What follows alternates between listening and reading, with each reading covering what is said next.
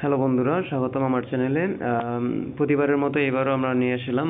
গত ক্লাসে আমাদের ছিল টিউটোরিয়াল 3। আজকে আমি আলোচনা করব তৃতীয় নয় চতুর্থ টিউটোরিয়ালটি। আজকে আমাদের আলোচ্য বিষয় হচ্ছে সুনামের অর্থ।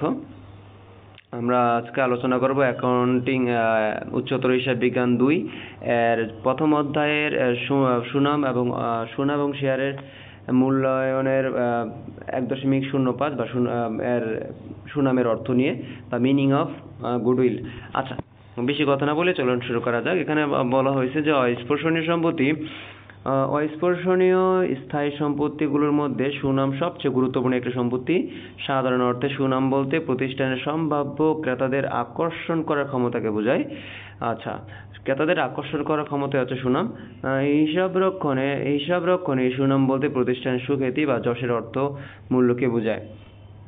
আচ্ছা, তারপর বোঝানো হয় যার মাধ্যমে প্রতিষ্ঠানের স্বাভাবিক লাভের অতিরিক্ত লাভ অর্জিত হয়। অর্থাৎ সুনামের অস্তিত্ব প্রতিষ্ঠানের লাভ অর্জন।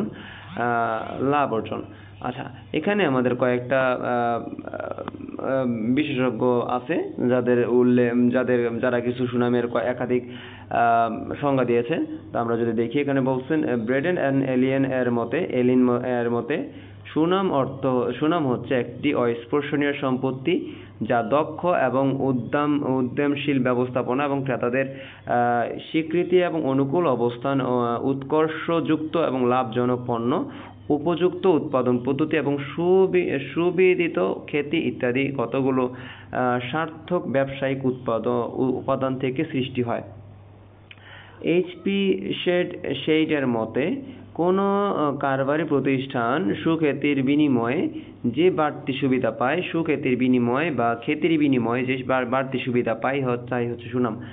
আর সিমসন এর মতে, কারবারের সুনাম হলো প্রতিষ্ঠানের সম্পত্তি হতে ভবিষ্যতের অতিরিক্ত মুনাফা প্রাপ্তির সম্ভাবনা।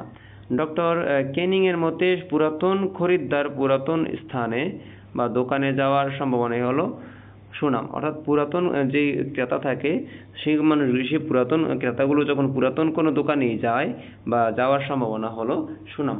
তারপর সুনামকে নিম্নোক্তভাবে সংজ্ঞায়িত করা যায়: just as a cement binds together the bricks and other building materials into walls, similarly goodwill binds together units or the other assets and aspects of the business into cohesive whole. Cement যেমন ইট এবং building তৈরির জন্য অন্যান্য মালামালকে একসঙ্গে আটকিয়ে রাখে, ঠিক তেমনি সুনাম ব্যবসায়ের অন্যান্য সম্পত্তিগুলোকে একত্রিত করে রাখে। প্রকৃতপক্ষে সুনাম একটি অস্পর্শনীয় সম্পত্তি, কারণ এটি স্পর্শ করা যায় বা দেখা যায় না। সুনামকে অবাস্তব এবং নিষ্ক্রিয় সম্পত্তিও বলা হয়। সুনামের সঙ্গে অলীক এবং কাল্পনিক সম্পত্তির কোনো সম্পর্ক নেই। আর সুনামের একটা নাম হচ্ছে অবাস্তব বা নিষ্ক্রিয়। আর অলীক সম্পত্তির কোনো আদানযোগ্য মূল্য নেই, কিন্তু সুনামের বেশিরভাগ ক্ষেত্রেই আদানযোগ্য মূল্য আছে।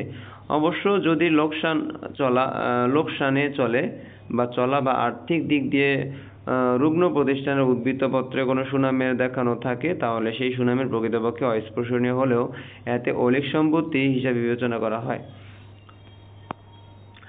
তারপর বলা হয়েছে যে সুনাম প্রতিষ্ঠানের সঙ্গে ওতপ্রোতভাবে জড়িত থাকে। প্রতিষ্ঠান থেকে সুনামকে বিচ্ছিন্ন করার চিন্তা করা যায় না। সাধারণত প্রতিষ্ঠানের অর্থনৈতিক কার্যক্রমের ফলে সুনামের সৃষ্টি হয়ে থাকে, তবে অনেক সময় সুনাম ক্রয় করা হয়।